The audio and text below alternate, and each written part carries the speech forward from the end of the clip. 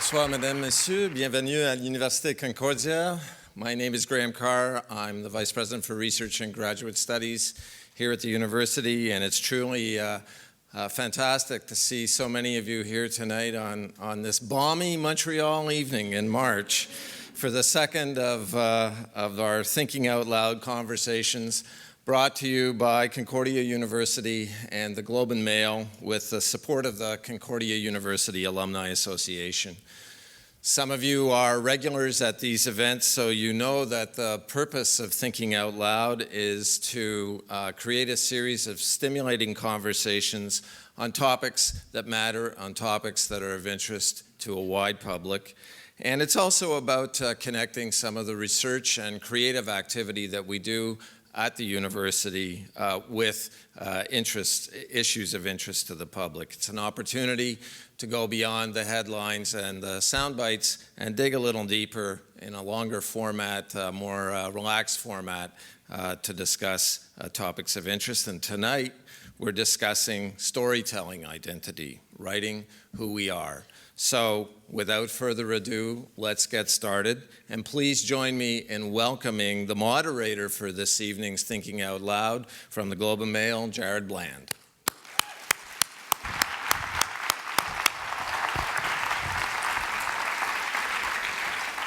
And of course, our conversationalist, Professor Kate Stearns, and novelist Joseph Boyden.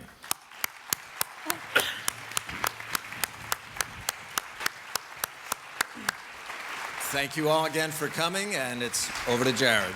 Did you introduce? Who are you? Let's start with that. Who are you? Conversationalist indeed. I love that. No pressure, guys.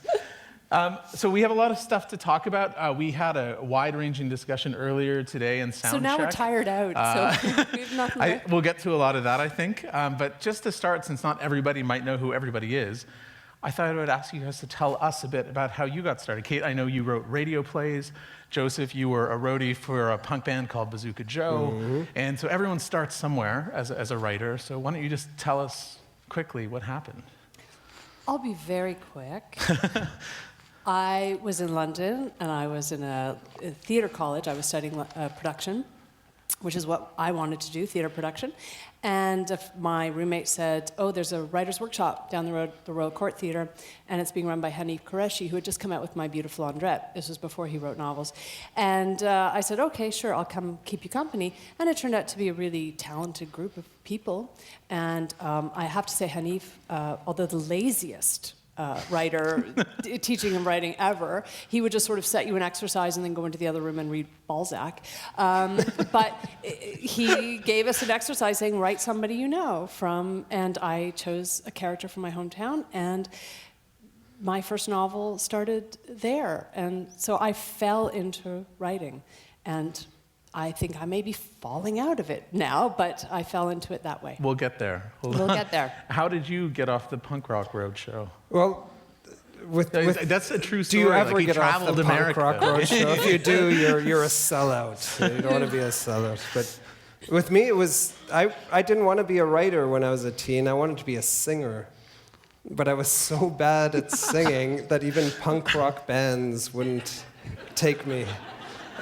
But what I was doing was writing lyrics for songs, and I like to say very romantically, the lyrics for these songs became poems, and the poems became narrative poems, and the narrative poems became stories, which eventually became novels. And that's the really easy romantic route of my kind of arc as a writer. But with me, I had never written any fiction. I was scared of novels. I was scared of fiction.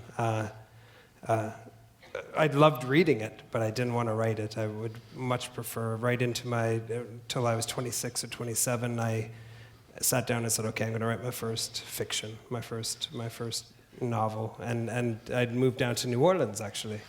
There was a MFA program down there, and I wanted to be a part of New Orleans scene more than I wanted to be a part of the MFA, but I had a motorcycle, I thought it was super cool, and I had saddlebags, and I literally stuffed what I could fit into my saddlebags and drove from Toronto to New Orleans to begin a Master of Fine Arts at the University of New Orleans. And and began writing fiction. And what better city to learn to write fiction in than New Orleans? And so that's what I did in my mid-20s. We're in Montreal, actually. Yeah. So we got it. By the way, my second choice, and this is true, and I'm not. This is true. We can get someone to Don't check even these records. bother. Don't Don't even bother. Richie was like, oh my God, I want to be a writer like him. And One of our graduates, I will just put that in. I almost went to Concordia, but it was winter and my motorcycle didn't have snow tires, so I had to go to New Orleans. So. And Did you know, actually, I just heard an interview. Did you know that Kazuo Ishiguro started off as a musician? And he wanted to be a songwriter. He had really? exactly that start. I actually heard a story recently about a performance you did last month, though, Joseph, singing in Toronto. Oh my God, you did not hear about this, did I you? heard about it from you and several other people. Horrendous. Where he took the stage at the Book Lovers Ball, which is like a fundraiser for the Toronto Library, with Michael Winter, was it not? Yeah, How'd it go? Michael's a wonderful singer. They asked me to sing on stage. There was a doo-wop set up for the evening, so they asked a couple of writers, will you sing a doo-wop song with a really good band? I was like, yeah, that's my dream. And then I remembered, oh shit, punk rock bands didn't even want me to sing for them. What am I going to do? So I sang Bread and Butter, that crazy song. You want to do a few bars? Song. No, okay. But I tried it there, and it was my greatest nightmare. I saw him the next day when like the cloud of shame was Oh hanging. yeah, there was still a cloud of shame. Yes. Why don't you tell us a little bit, and sorry if I'm putting you on the spot with this, all well and good for the lyrics to become poems and the poems become narrative poems, stories and novels. But you had I think I've lost my... You've cut out. I cut out. There we go, I'm back. I'm gone again. I'm just going to put this thing behind me there. I think that works. You had a great Canadian novel, a road trip novel. Do you mind just telling us a little bit about it? Oh, my. I'm sorry if it's... You are putting me on the... See, Jared and I know each other quite well. We've been friends for many years, and yeah, so you shouldn't have brought that up. But I went down to New Orleans, and the whole idea was I'm going to be the next Jack Kerouac. I was totally into that idea of I'm going to write the next great road novel. There's not been a good one since Ken Kesey. I don't know of anyone who's done a good one, and I want to do this kind of punk rock world that I had been through. And having never written fiction and moving down to New Orleans to say and to declare, okay, I'm going to become a writer and jump into your novel without ever having written any other fiction, it was folly. And it was called... I'm going to admit this out loud. So good. There's two titles, actually. The first one was The Tree of the Lost. Yes, laugh. Feel free to laugh. Some of you might be, that's kind of oddly romantic, but God, that's the most horrendous title How old ever. were you then? How old were you? 26. Oh. And then it became... yeah, exactly. Oh, so any dear. of you aspiring writers out there, no matter the age... But then I had a brainstorm, like, I've got a way better title. This is going to get him. It's called Motorcycle Boy. Which is now your nickname.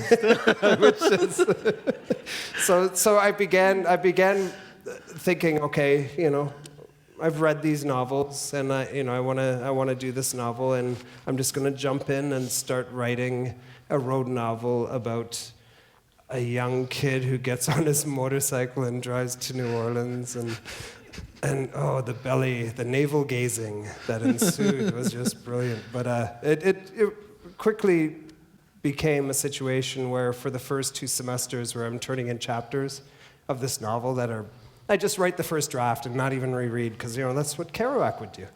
And I'd give them to my classmates in a Master of Fine Arts program, right? And they're all serious writers, and I'd give them this and be like, yeah, and I got a ponytail down here. It's like, bring it. Oh, they brought it.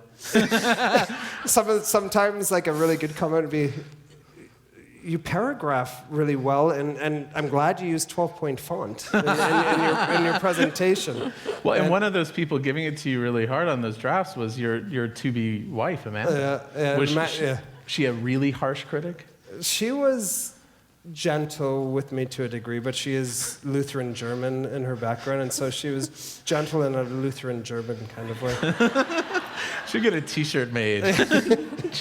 But basically, the very first day of class, when I drove down on my motorcycle thinking, I'm going to become the great next writer. It'll only take a year. I'll just get my degree and then life will be great. And I'm sitting in the back of class, and I'm thinking I'm all cool. It's August. I'm wearing a leather jacket because I'm really cool. In New Orleans.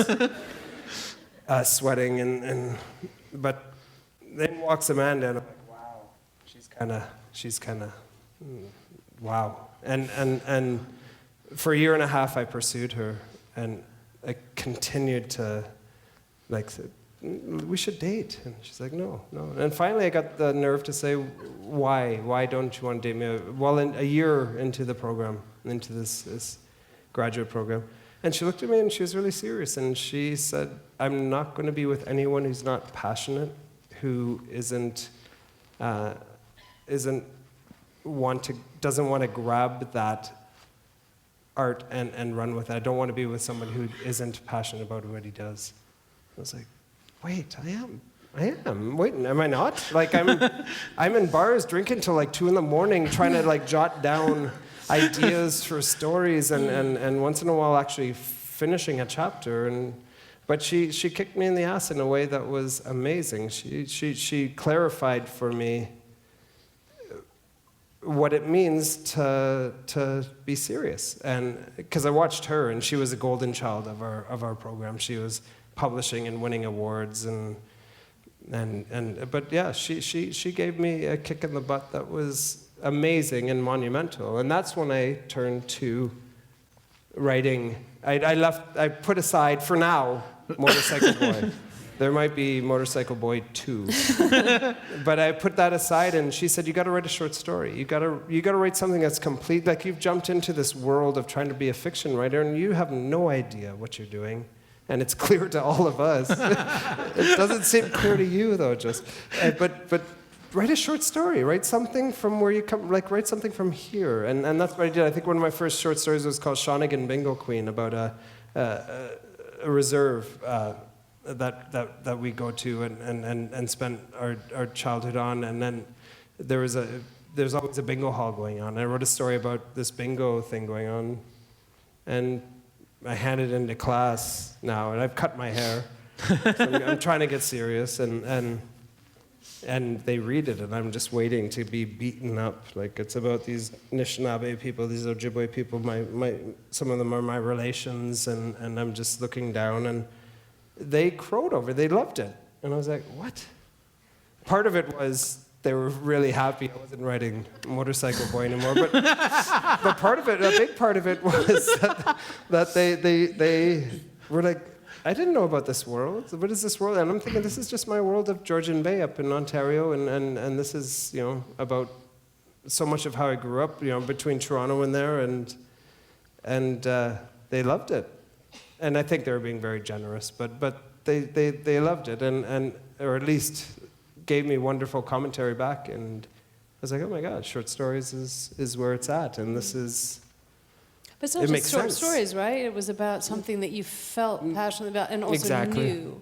Yeah. And so you were very able scary. to convince it. Yeah, I mean, that's always scary, vulnerable. new, Yeah, exactly. And this kind of whole short story form and figuring out, okay, how do I create a world in 10 or 15 or 20 pages and leave a mark, hopefully, but you can't worry about that while you're writing it. You have to just capture something. Didn't you feel like also, once you start writing about, because I had this experience because, I'd started little things and never finished them, and then just being asked to write a portrait of somebody I knew, which was this hydrocephalic transvestite who used to we all know them, yeah. We all know, there's one in every neighborhood, God bless him. The Midnight Cowboy, we called him, and he was growing up. And, there is a character like that in every town, right? Yeah. And sort of very gentle, lovely man. But the idea that once you start to write about something you're actually kind of free because, okay, there's the basic thing I do understand about this, and now I'm free to invent. Whereas I am assuming with Motorcycle Boy, there was a little bit of stretch there. There was some little mythologizing. Little mythologizing. A little bit of Kerouac coming in there and stuff. So the authenticity would have been, I'm assuming, absolutely, what but they it was recognized. also so exciting because I was exploring this part of who I am that my family, like, we didn't talk about. And I got to be the explorer for my family of, it's okay to be mixed blood. It's okay to be a half-breed, as they call it, in Georgia. It's okay to be a person who your mother's people and that generation thought was, you don't talk about it. So that was why? Because of your mother? Like, it was... I think big part of it, yeah. I got to explore this kind of beautiful kind of part of where I come from. That, and again, I thought I was just giving them something. To be honest, it was like I had 2 weeks to write the story, and then it became 1 week before my story was due. And I'm like, why did I ever listen to Amanda? She made me write a short story. I could be writing the greatest chapter of Tree of the Lost / Motorcycle Boy ever right now, but now I'm forced.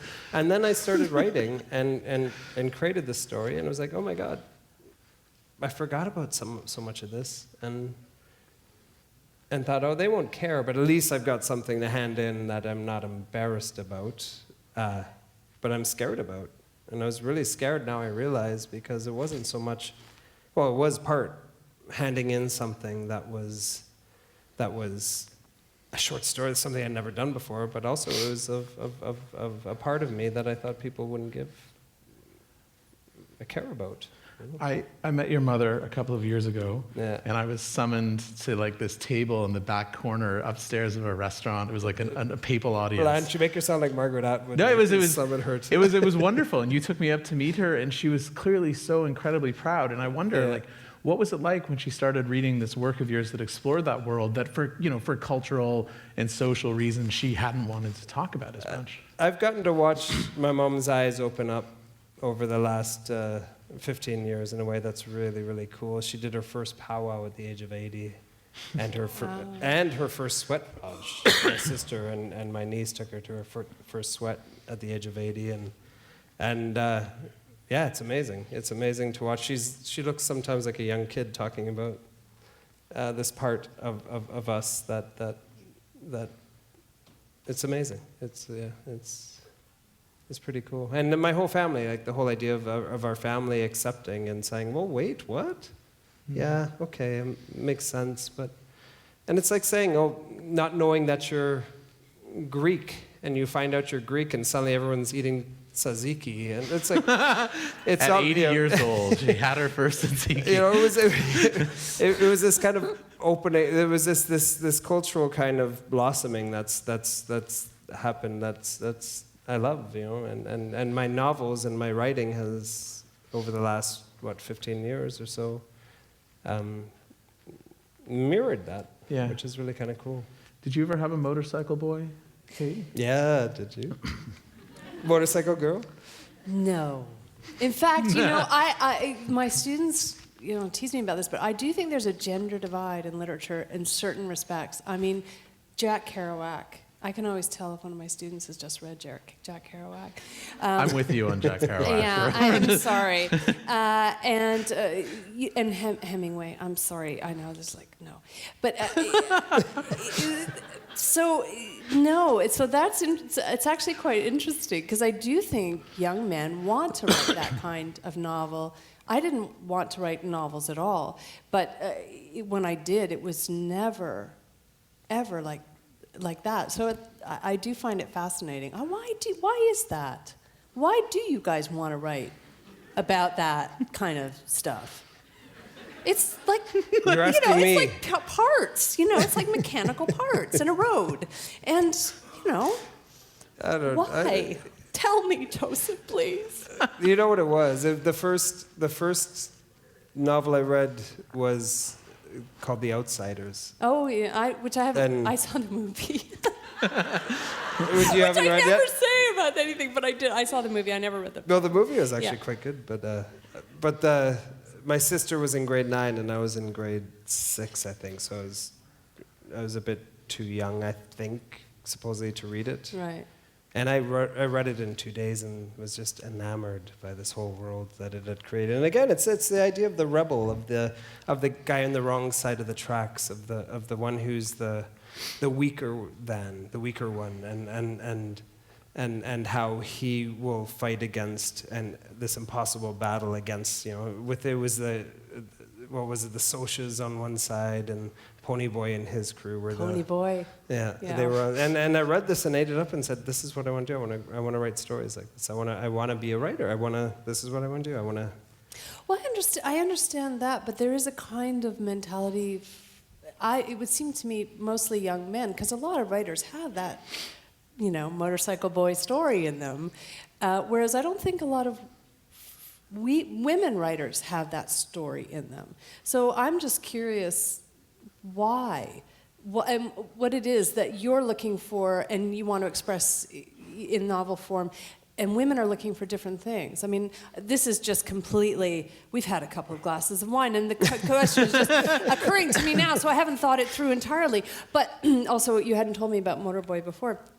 And now now I am curious, because I do think there is a kind of gender divide on that score. Didn't you have a Jack Kerouac of your own who wasn't Jack Kerouac? No, my Jack Kerouac was Somebody Grace who's Paley. rebellious. Yeah, well, that's what All I right, mean, though. so, Like, okay, writers who but were. it's a different. But hers was. I mean, hers is a literature of. I mean, first of all, she was sort of inspiring.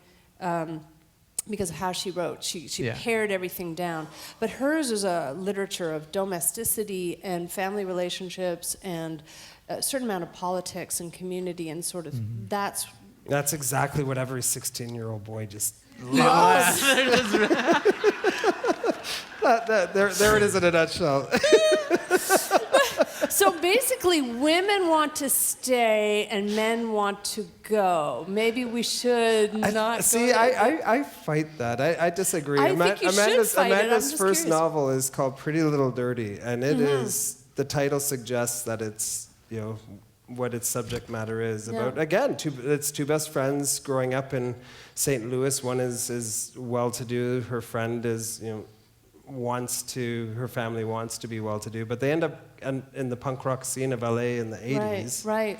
And it's a brilliant novel, and a lot of young women in the States especially have really kind of latched on to this idea of there is a rebelliousness. I think there is a kind of a desire to fight against the man, to fight against the woman. Oh, there's definitely a desire to fight against the man, let me tell you. Especially if you're married. And you don't get your woman cave.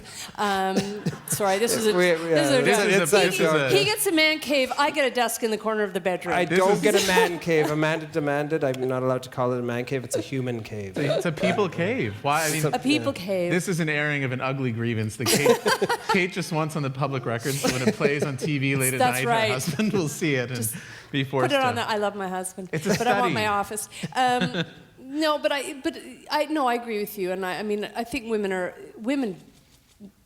wrestling with all sorts of issues that probably relate to, but it seems to me that it is, for young men, I mean, I'm talking about really young men, it is expressed in these novels of Jack Kerouac and the those physical guys, movement. the physical movement, and I don't know that I don't know that we relate. Maybe it's also because it's also very male-centric, those stories, and we can't see ourselves in them. Yeah, I wonder too if it's a maturity discrepancy. No offense to any young men in the audience, but at the age when I would have read Jack Kerouac for the first time, I was a lot less mature than you would have been probably at the same age.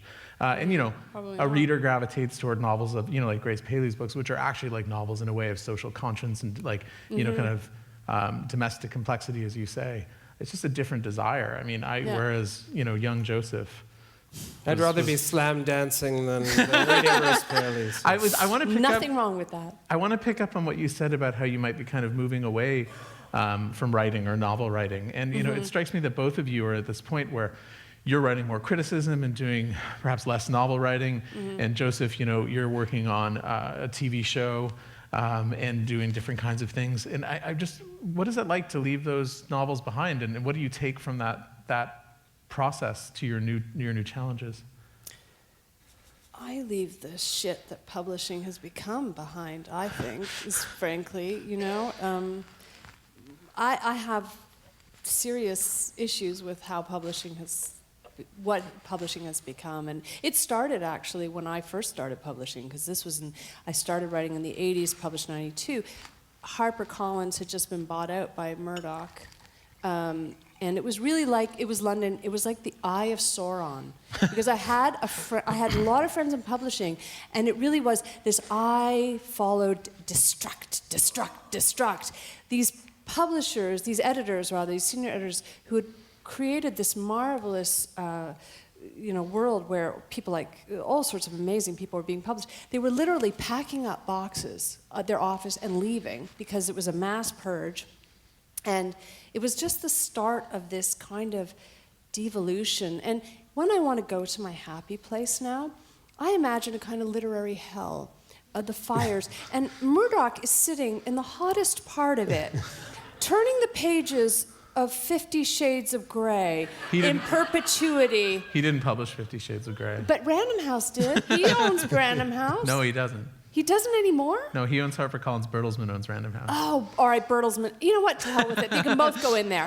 But they're in there with He's E.L. still reading 50 Shades. They're in there with E.L. James. Because actually, I do remember that the day I heard that actually Random House was giving $5,000 bonus to all their employees from 50 Shades of Grey. I thought, that's it. It's over. I don't want to be part of that anymore. But haven't books that you might not like with your particular taste always been popular? I mean, we don't hear about the 50 Shades of Grey of 1892, but there were versions of it. Yeah. I mean, No, I think it's kind of it's an anti-populist argument. Yeah. I'm okay with that. I'm okay with that. My students are like, shut up, don't do this. No, but I do feel it's part of, and I guess it's also, we were sort of talking about age, and I don't feel, I'm bored by most contemporary fiction now. Not yours, I will point out, but no, true. But there is a lot, and I suppose it is my age, but also the idea that you have to have the next new thing. Yeah. And writers totally. are not allowed to develop. Totally. But another way to look at it is a novel like 50 Shades of Grey. It's not a novel. Let's not call it a novel. thing. Oh, come Thing. on now. It's Like 50 not. Shades of Grey This will is- allow other novelists to be discovered and to be published. But that's the problem. Will it? Instead of It's taking what's that happening. money, They are. If they have a whip Can I in tell you it, something? yeah. Amanda's editor, with Pretty Little Dirty and with Babylon Rolling, is one of the people responsible for greenlighting Okay. 50 Shades of Grey. And is actually, I hope, very proud of this idea that everyone in Random House got a $5,000 bonus that Christmas. And it also allowed Random House to continue to look for other authors and to continue. What's happening is the literature is facing a battle against the rest of this hyper social media that we're facing today, whether it is through television, through movies, through everything. The publishing world has to keep up with it, or it is going to suffer. And right now we're suffering a little bit. It's not going to. Do I think it's going to go away? No. Who does not want? They tried the idea of a ebook, and an ebook works, but when it started, it was 10% of the sales. 10 years later, it's still 10% of the sales. People want something in their hand, and they want to be able to hold it and to read it. And I don't think that's going away.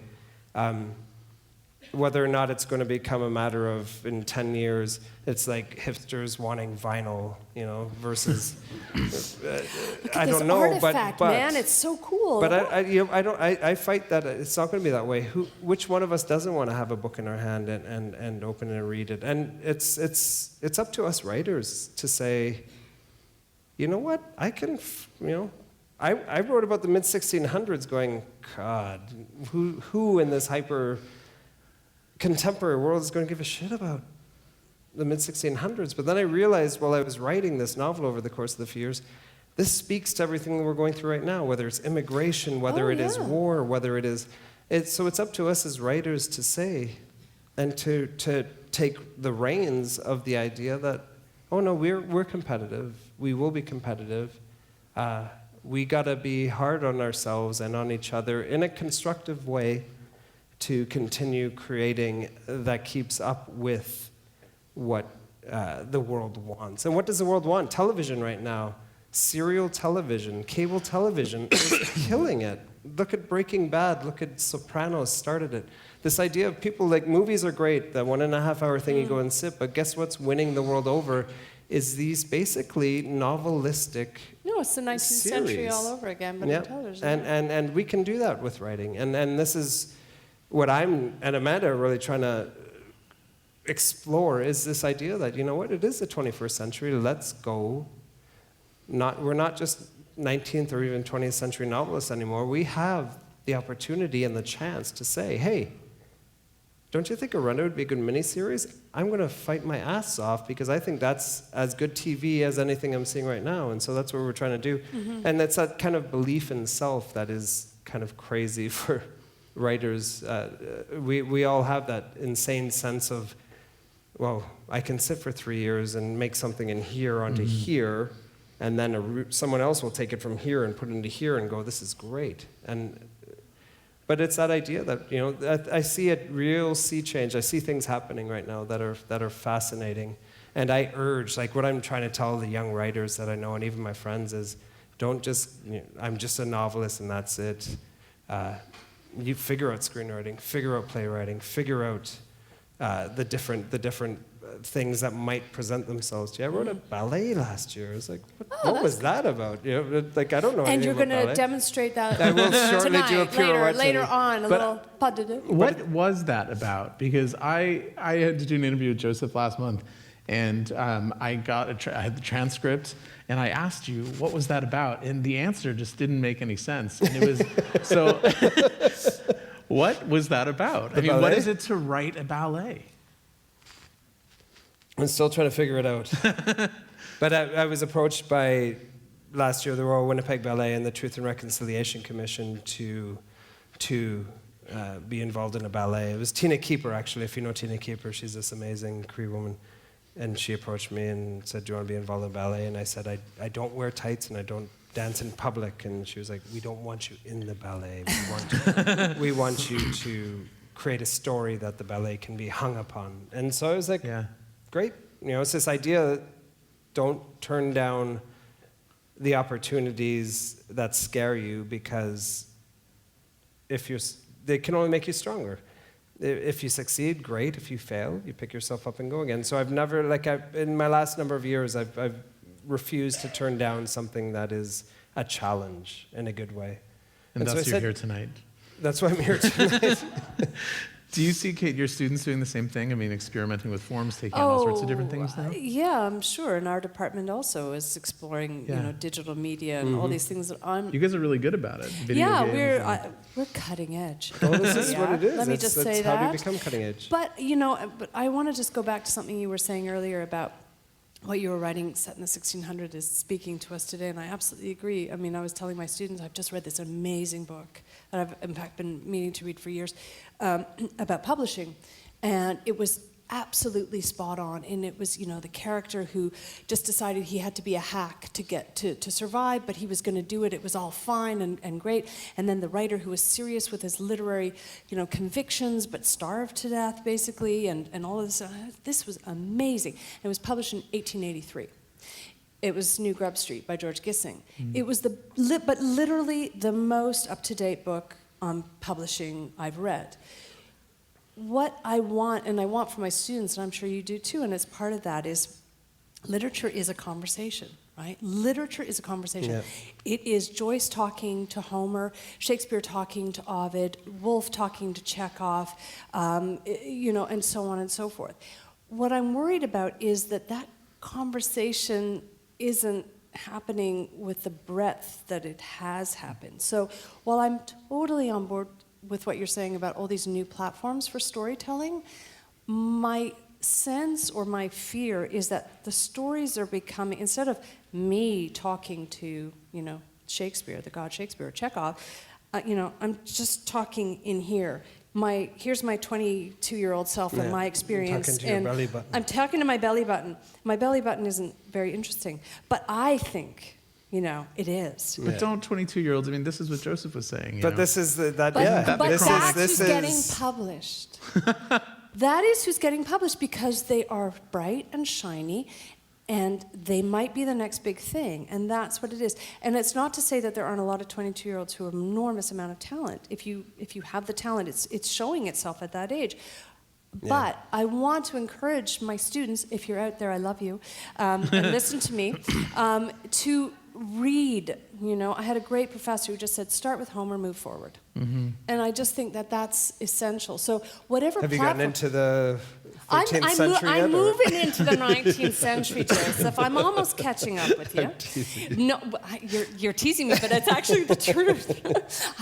I'm going very slowly, but you know, so. Did he literally mean chronologically? Well, Jesus, that's a lot of reading. It is a lot of reading. I don't think he meant every Aren't book. there like miniseries maybe where we could just watch them in a night and be done with it? More, like The Outsiders, you know, just watch The Outsiders. But it's kind of, you know, of course. But you know what? If you think about it, if there was no more books published today, I'd be fine. I mean, I still haven't got to Proust. That'll take me 5 years at least. Oh, no, you know? I say this to people all the time. They're like, oh, did you read this great new thing? And to some degree, it's my job to read whatever the great new thing is. And no, I have an opinion about it. But I read fewer great new things than I used to. And they're like, well, she's got to keep up. And the pressure, I'm like, I am never going to get to the number of books I already know about and want to read before I die. Well, that's... Like, it's just... No, I know. You have to be very choosy. First world problems, huh? I know. Well, No, that's true anywhere. But You know? I tease Jared, but it's exactly it. We are surrounded by incredible art, and we get to complain that we're never going to experience it all. And I love that. I'm working hard I love to that. But do you go into a book? Do you genuinely go into a bookstore nowadays? I mean, I'm talking about a Chapters or an Indigo or whatever it is, you know, one of the bigger ones, and say, "Oh my God, the new Kardashian is out." Because seriously, that's, you know, I feel like it's hard. I mean, how do you find it? You're the arts editor of the Globe and Mail. Like, you've got a lot. I love all Kardashians Yeah. equally. I have no Equally, yeah. favorite. No, I follow Kim Kardashian on Instagram. You don't. I do, but it's You because don't. she always posts pictures of Kanye West, and I really like Kanye West. The mad genius. No, he is the bad. He just spoke at Oxford, man. I know. I'm not sure how I feel about that, but I'm okay I'll make you a with, mixtape. I'm okay with that. I'm okay with that. I think I feel very conscious of what I said earlier, which is when I was a student, I took a great class in early Canadian literature, and the professor for the term end assignment said you have to go to the library and find a 19th century Canadian novel that is out of print and sort of gone from the record, and read it and write about it.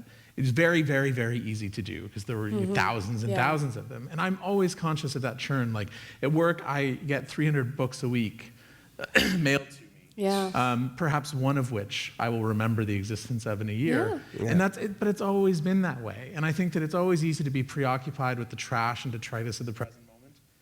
But we have to hope that you know what is good now will endure and be memorable, or what is culturally relevant. Like I don't doubt that we will remember E.L. James in 100 years.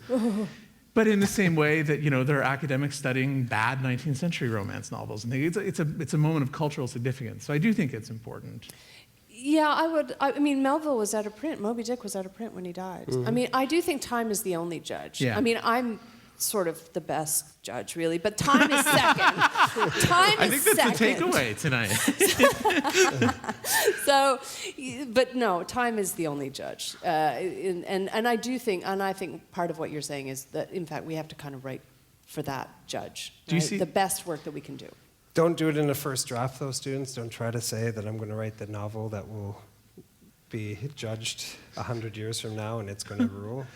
Motorcycle Boy is a great example of that not being the case. But I can't wait till like it's the end of your career. Oh yeah, I'm going to you got publish some it. rent to pay. You know it. I'm going to be like, Motorcycle here, Boy comes out of the door. Is it in a drawer? No. No? I think it's in the bottom of the Mississippi River if I planned it properly. I'm pretty sure. So. Do you see this though? Waited Do you see these problems among your students? I know you're on leave right now from UBC, but you do teach. I've only the last couple of years of teaching. I've been teaching at UBC for the last couple of years in the Institute of American Indian Arts in Santa Fe.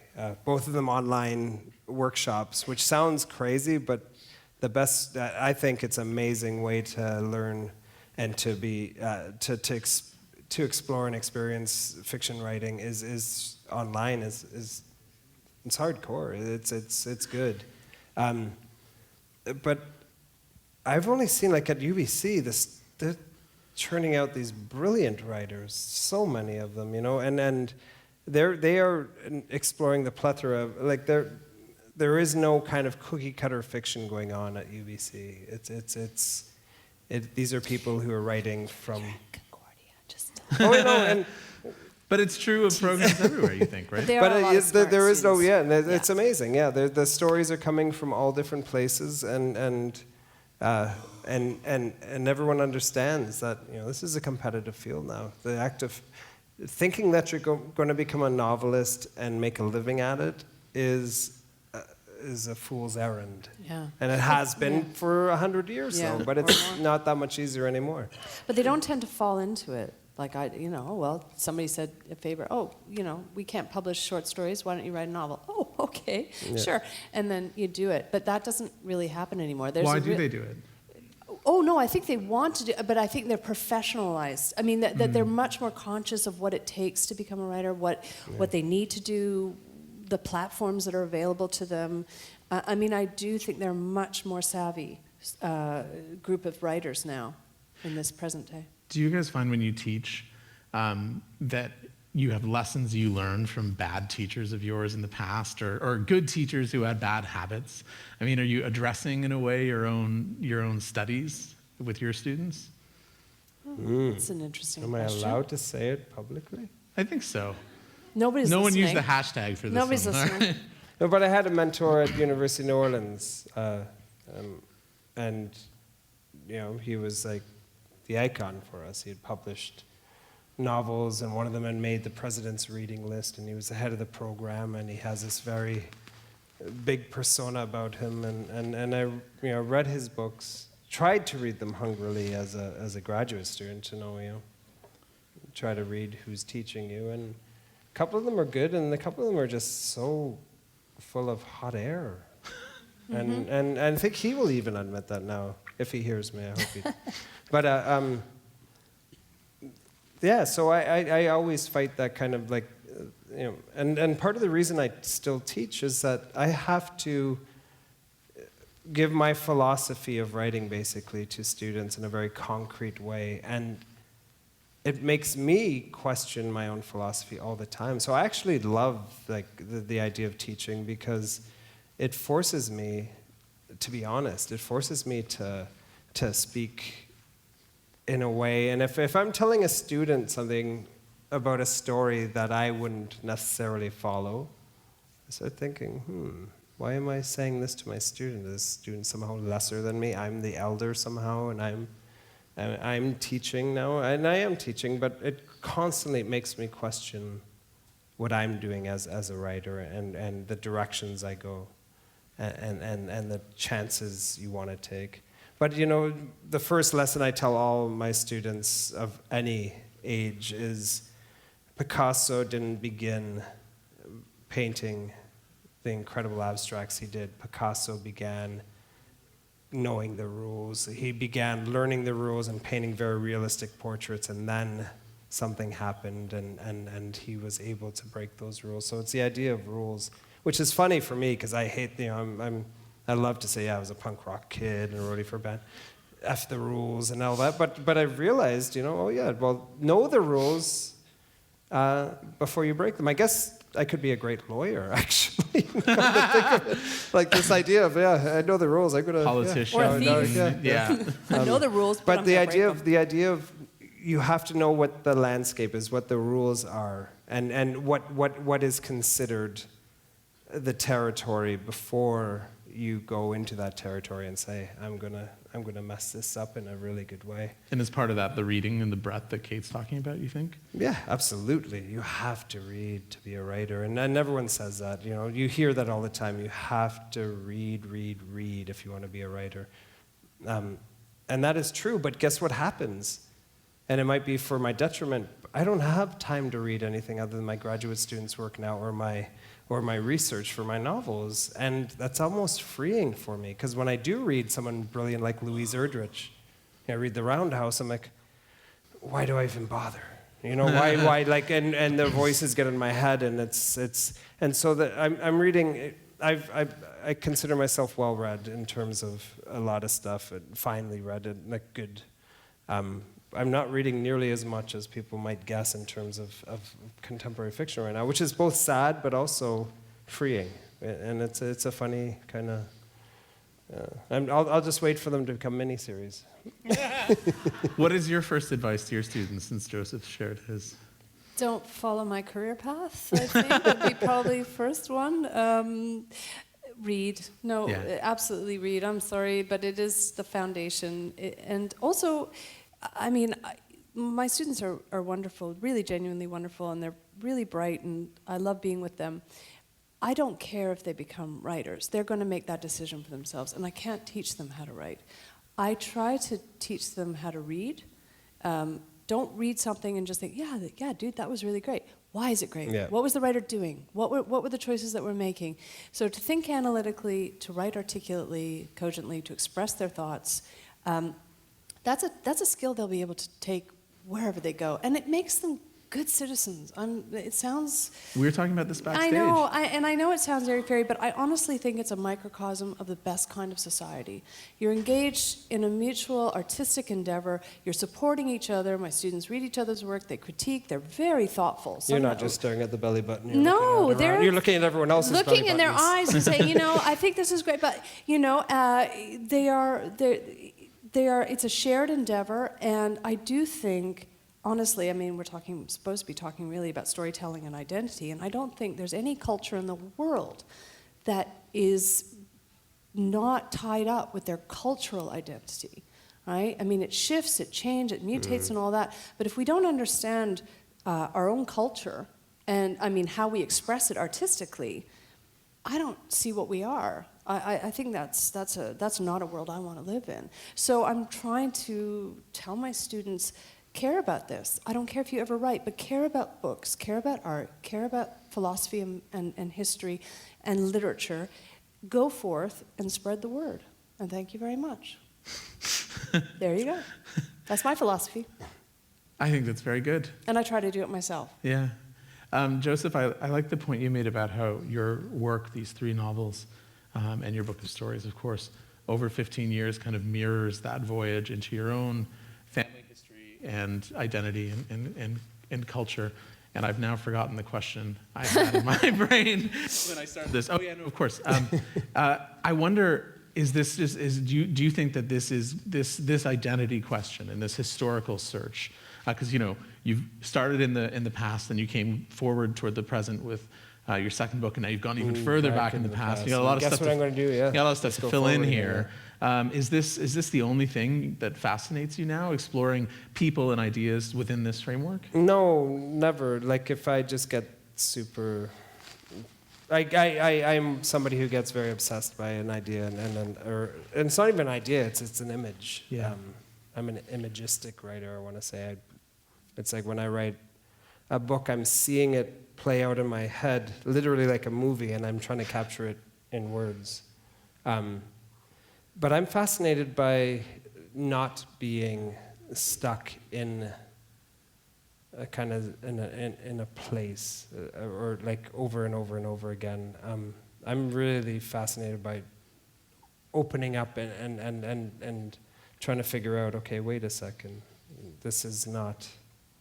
This was great. Through Black Spruce was great, and whatever. When I wrote it, I really enjoyed writing it and hated writing it. But it's time for me to move in a different direction. And I trust my gut when it says to me, go back to the '60s rather than go forward. Go from 2010 to 1630. I'm like, oh, all right, let's try it and see what happens. And it's the whole idea of the exploration. I think that the ability or the want to go to a place that you are obsessed by and saying to yourself, can I make this alive for a reader who would pick up this story and make it alive and make it feel real? There's a challenge for me. And then I think about that challenge, and then I put it away and just start writing. The characters come and they hopefully start talking to me, and then they hopefully... I've often said that my characters are like little babies when they first come to me, and their diapers have to be changed, and I have to feed them or they're just going to die. And sometimes those characters, I'm like, I love you, but I'm not going to feed you today. It's a very cruel world as a novelist, Yeah. And sometimes they'll crawl out onto the busy highway, and you're like, okay. I gotta go make I groceries. do that with my real children. I don't know. My characters I treat very well. But the characters who survive are the ones who begin telling me, like they become teenagers, and they're like, "F you, Dad. You told me I gotta go do this. You watch what I do." And Snowfalls, if you've read the Orenda, did that a number of times to me. I was just absolutely horrified. Like one night she gets a big clamshell and a rock and is going to show Bird a little bit of what she's feeling. And I'm like, you can't do that. You get arrested. You're going to be thrown in jail. Like you can't do this. But she's like, yeah, I'm doing it anyways. And I'm the teenage kid throwing the hands up, going, you got yourself in this situation. You're going to have to get yourself out of it now. But that's when I know that things are beginning to blossom in a way. Yeah. Our time is almost up, but before we finish, I wanted to ask if you would tell us a bit about Quay, because I think it's a really important initiative, a really important project, and I think everyone should know about it so they can go buy the book, and maybe if you have a spiel. I don't have a spiel, but our current government, the Prime Minister came in a number of years ago, and one of his first acts was to say, I'm so sorry about the residential schools, and my apologies. And then for the next number of years, in my eyes, he has done everything but do reparation or even begin that. He's actually created a divide between cultures in our country that I think need to not be divided but need to come together. Regardless of politics, there's a huge issue going on, a huge crisis facing our nation, which is the missing and murdered Indigenous woman in our country. They say there's about 1,300. I think that's an incredibly conservative estimate over the last 20 years. I think it's far higher, and experts agree with me, that we are not looking at it as a nation and saying, wait a second, how does that disproportionate population, those huge numbers of murdered and missing that we're not addressing in any kind of direct way, or even talking about, like most people didn't know about it until recently. How are we letting this happen in this country? There's a sickness going on in our country, and long story short, last December I was asked to do something called the Basement Review in Toronto. I was basically given a week to put together. Stephen, my publicist, amazing man, Stephen Myers, and Nicole Winstanley at Penguin came to me and said, you want to do this thing? Why don't we put together a little book? Ask some writers. And I said, how much time do I have? And they said, well, if you can get writers to give me stuff in a week. Yeah. I remember getting literally the email. a week. And he's like, hey, do you have anything like in 5 days? and if you ask a writer, it's like, maybe in 2 years, can you give me something? They'll be like, yeah, I'll think about it. That's good. But I literally had a week, and so I just threw out the net. Everyone I could think of. I wrote every friend of a friend, and said, listen, this is about the murdered and missing woman in our country. We can put together a little book in time for this big event in Toronto. It'll draw a little bit of attention. Within 1 week, 54 writers across the country. And these are people like big and small. Margaret Atwood, Michael Ondaatje, Sherman Alexie, just goes on and on and on. Gave me unpublished material, and we put together this book called Quay. And Quay in Ojibwe means woman or life giver. And it's basically a small little tome of beautiful writing from some of our great known and sometimes unknown writers across this country. And all proceeds go to Amnesty International and No More Stolen Sisters. And then, so we put this out and sold it out immediately. We were only going to do one print run of about 1,000, but it's available as an ebook, and it's a brilliant book, and it is not going to change the diatribe in our country, but it's certainly one step saying, hey, artists do have a voice still. We still can make a change begin to happen. This is our job, is not just to sit and be quiet, nice little poets and sit and write quietly. We can make a statement socially, and so this is why I did that. I edited it, but the people who came in were the ones who made it. Yeah. And yeah, you can buy it wherever you buy ebooks, and probably in some sort of secondary market for those 1,000 copies, which are sure collector's items now. We're going to take some questions from the audience. Before we do, just a couple of notes. It would be great if we could have them be questions rather than long comments or stories. If you want to talk to any of the writers, they'll be selling books and signing them afterwards. So if you have a story you want to share with Joseph, it's a great moment to do so. So kind of pointed questions would be great so we can get to as many people as possible. And there are microphones in the aisles there. If you want to come on down, Price is Right style. Price is Right. Or come up, I suppose, for those of you in the first 5 rows. So thank you for the presentation. My question concerns your mother. Why do you think she was unwilling to talk about her heritage until now? Just a lack of knowledge about it, and lack of I think it was an embarrassment back in the 30s and 40s and 50s and 60s to have Aboriginal blood. It was a stain on you, on your suburban family to be anything but what you're supposed to be. And I think that's a small part of it, or maybe a big part of it, but that was... You don't feel that way? I don't at all. No, it's totally cool now to be Indian, right? So, no, but right? But in all honesty, it's yeah. No, this is a reclamation of identity, and it's the idea of no more about somehow because I have an identity that others might have in the past thought is not a healthy thing. It's like, too bad for you. No, this is where I draw my life from and my love from of what I do. Okay, thank you. Thanks.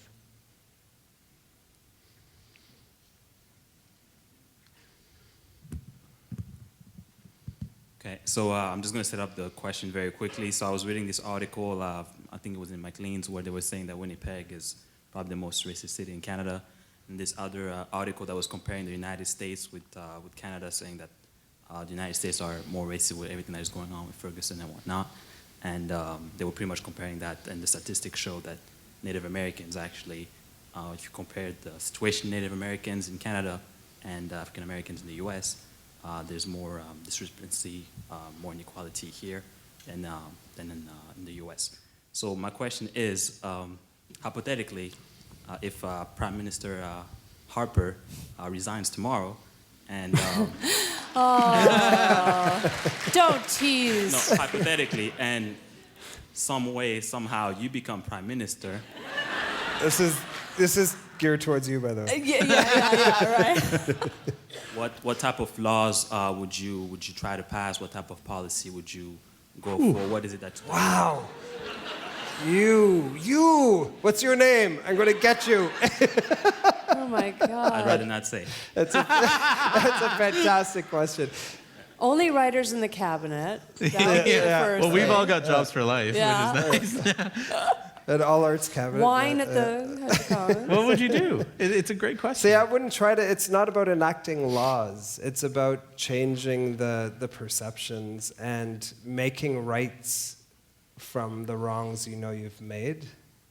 And it all goes back, recently, the Conservative government just recently said we don't need a national inquiry because it's mostly Native men doing this to Native women in situations where we know that there's actually, where it's not the missing, where it's the murdered. So it's like, it's your fault. It's like, this is your issue to deal with, Native person who is always asking for things and wanting things. And that kind of discourse. So what I would change is the discourse, the us versus them. I'll tell you something. Living in the States for 20 years, all you have to do is look at where the United States was 10 years ago to see where Canada is right now. And I know that might sound absurd, but start thinking about it. We are just in the midst of the beginning of economic crisis because we've thrown all of our forces single-mindedly into the tar sands, oil sands, whatever you want to call them. But anyways, regardless, socially, every other way, 10 years ago, you look back, we're in a situation where we're generally kind of lagging 10 years behind the States, weirdly. And I say that because the whole discourse in the United States for these last 10 years has been, Republican versus Democrat, and nothing happens. Nothing happens. And what we have to avoid in our country is that we have to change the discourse and say and admit and begin to recognize, wait a second, for 150 years we tried to tear apart the cultural fabric of hundreds of thousands of people, of millions of people now in this country. And this is just one aspect. And so yes, we have to admit to that and understand that so much of the socio-economic issues, so much of the troubles that so many Native people in hard places are facing is brought on by this, and begin to recognize that and to address it. And it's how we address it. And that's where the divide often comes, right? It's them versus us. What we have to do is, like, when I look at someone like Tina Fontaine, who was brutally murdered and thrown in a garbage bag last year and thrown in the Red River, when I gave a speech in Fort Francis about youth suicide and urging youth to reconsider it, and a 12-year-old girl, the Ojibwe girl, comes up to me and hands me a note and says to me, "Don't read it until you leave." And I read the note, and it says, "I'm 12 years old and I want to die." We have to address that. It's not about them versus us. Our children are all of our children. And that's what I would begin to do. I'm not running for office, trust me. That's the scariest thing I could ever imagine. But it's the discourse of us versus them that we have to fight. We have to say, our nation is a nation that is inclusive, and we need to begin addressing this idea of it's not. These are this kind of people for these reasons. This is all of us. And I know that's not very clear, but that was a great question and a tough one. Thank you. Also,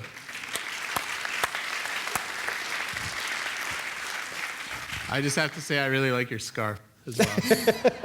Comment. Yeah. The Orenda was a success.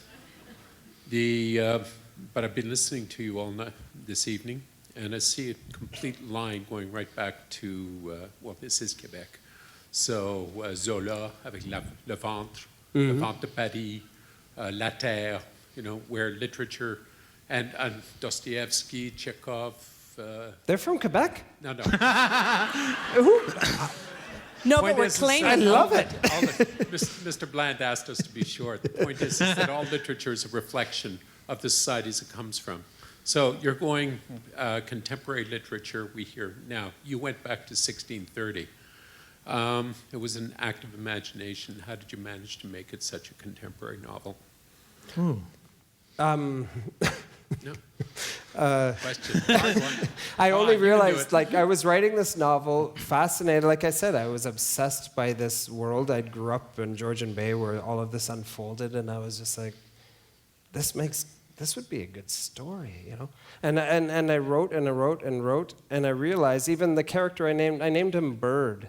Yeah. I'm so not creative. Like, my family is called the Bird family from 3 Day Road and through. But I wasn't even consciously thinking that. I just gave him the name Bird because, I can remember that name as this. Know how to spell it? Yeah, I know how to spell it, and I'll put him in diapers, and hopefully he won't walk into the highway, and I'll be like, see ya. But what happened was, as I was writing, I realized, oh my God, Bird is the great-great-great-grandfather of my characters in 3 Day Road and Through Black Spruce. It's all related. It was a fascinating thing.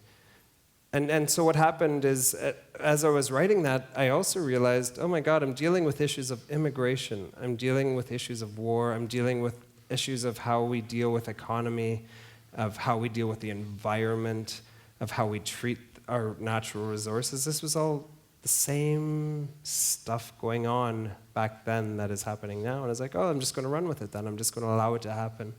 If you would permit me to ask a second question for anybody who knows your work. Spoiler alert, what happened to the Mauser? Last I read, it's in a police station in, I think, Thunder Bay. In Cochrane. Cochrane, but what's going to happen to the Mauser? It's going to come back. It's like, you know what? Robertson Davies was a huge. I loved his writing when I was younger. I thought he was amazing, and he had that stone that ran through, and I was like, oh, I want to do that too. So, so I have an actual rifle. I'm just. Yeah. So But yeah, it's going to show up in the third one. It couldn't show up in Orenda, obviously, but it would have been actually. Wow, it's been a sci-fi kind of thing. Oh my God. The Mauser is zapped in. This is Stop. great. I'm going to save Maybe you in the from yourself. mini-series. Thank you. We have time for one or two more. Yeah.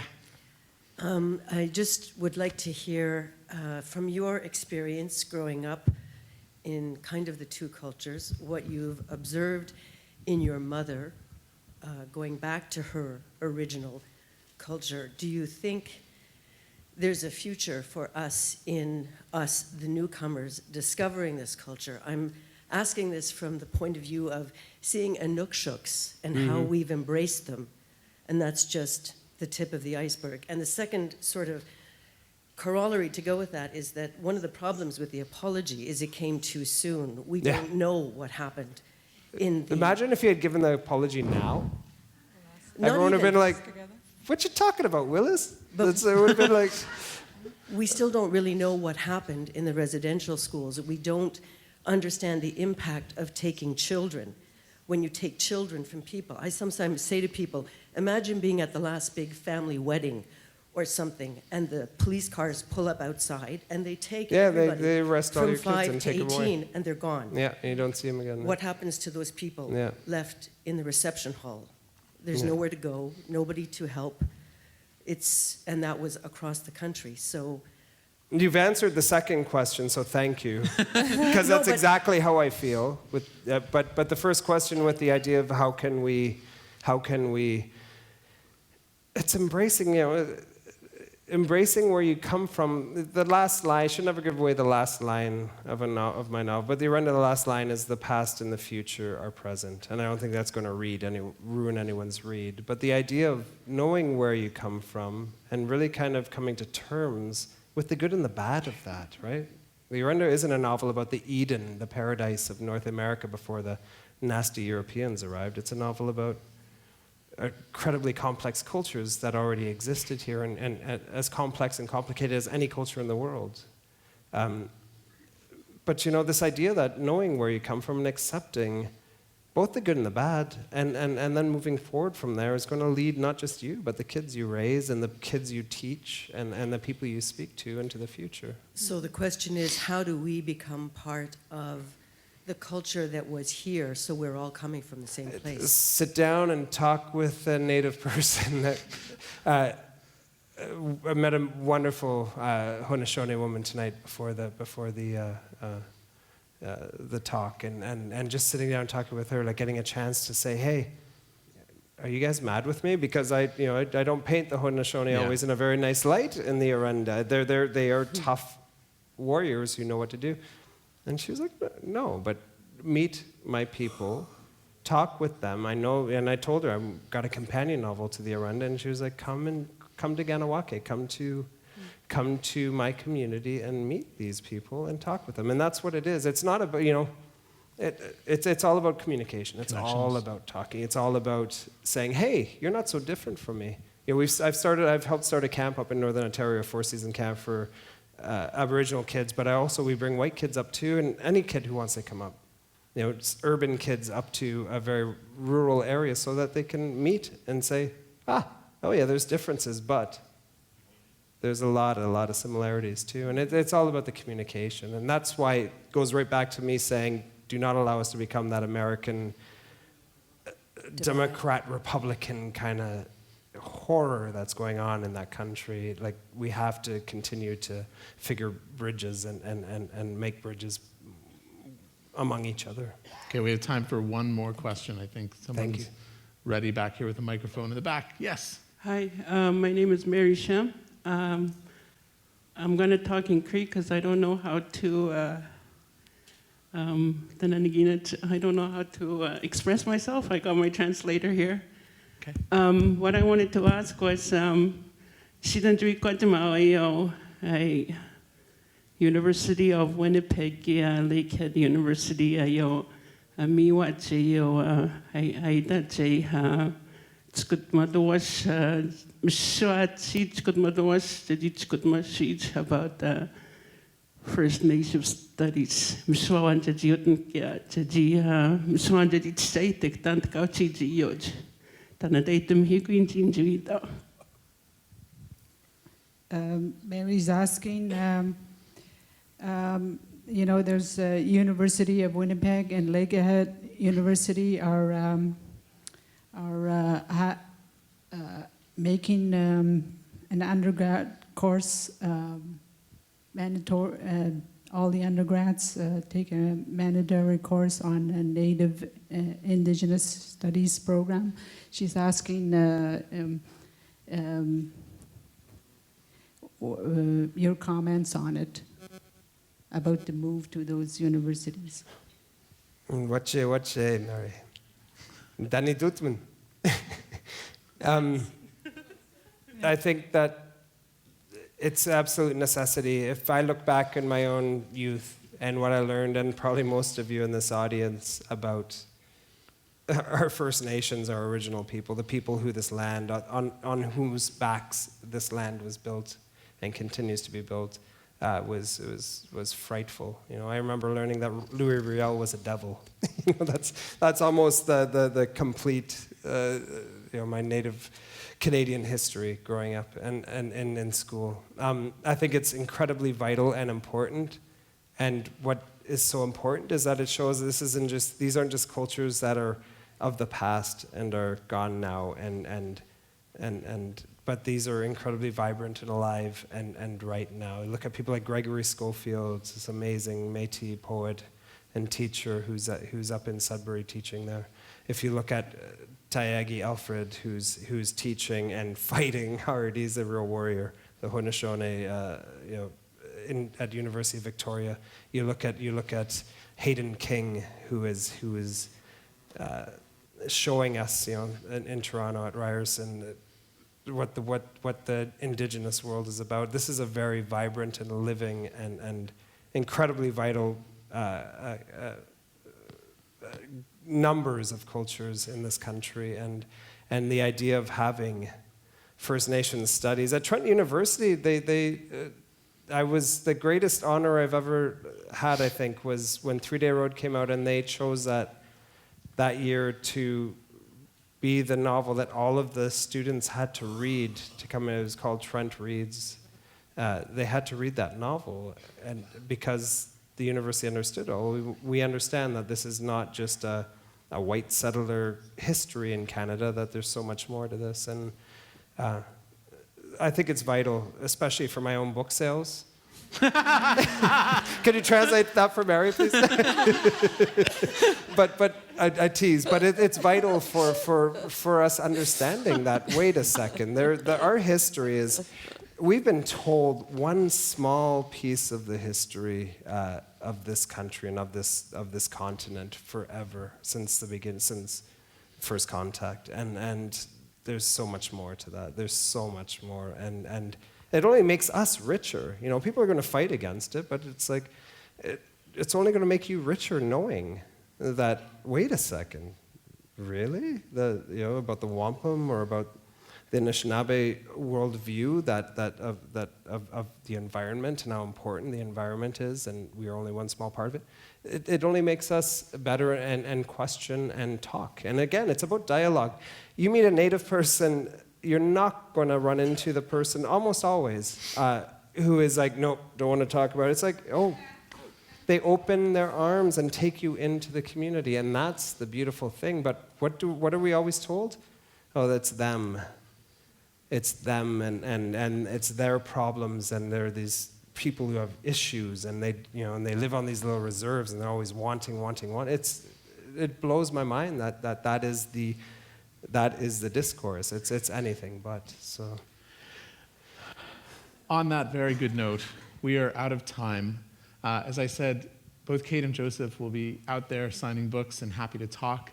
And I just want to say on behalf of all of us, thank you so much. You've been the best, most engaged, wonderful audience. Yeah. It's a pleasure to be here. Thank you. Miigwech. Thank you.